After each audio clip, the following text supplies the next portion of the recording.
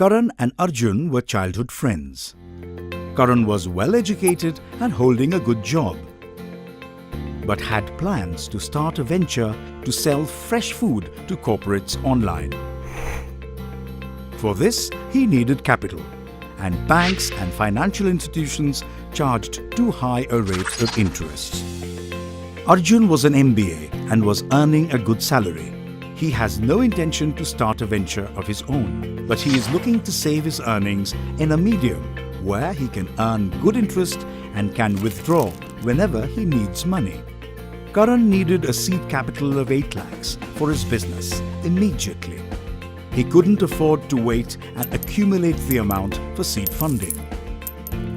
He was wedged in between private money lenders and banks for loans, but none offered him a good alternative, since both options would require him to put up an asset as collateral. These loans accrue hefty amounts of interest, which even surpass the principal. Furthermore, these loans are product-oriented in nature, so one cannot divert the funds of one loan towards something else. On the other hand, Arjun was also finding it difficult to find an all-in-one investment scheme which would allow him to preserve cash, get good returns, and withdraw money without any losses. No options were apt. Bank saving accounts offer a very limited interest yield and have minimum balance and other withdrawal limitations. Fixed deposits have penalties on premature withdrawals. They also lock up money for a long tenure, thus costing the investors many opportunities. And mutual funds and shares are risky and unpredictable, with no guaranteed returns. They were all unpleasant choices.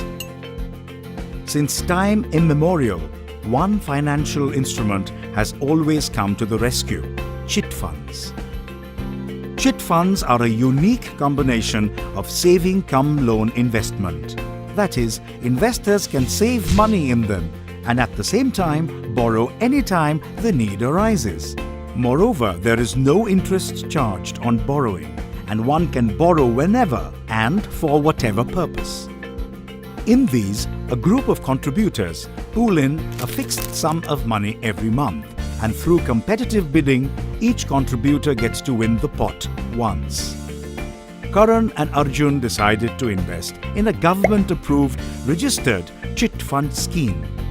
Their chit fund scheme included 40 members who had to contribute Rs 20,000 every month for 40 months, with the jackpot being worth 8 lakhs every month, which would go to one member via competitive bidding till all 40 members get to take the pot home once. Karan and Arjun contributed 20,000 rupees each in the first month. Since Karan needed funds urgently, he decided to participate in the bidding process in the first month itself.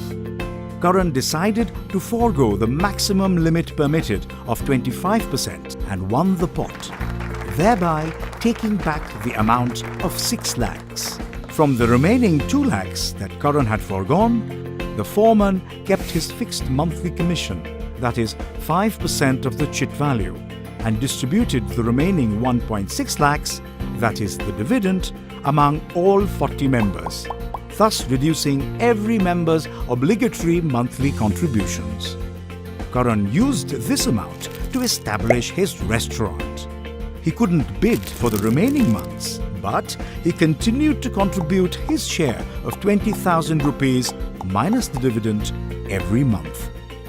There arose no emergency for Arjun, so he patiently waited till the last month and got to take back the entire pot minus 5% foreman's commission.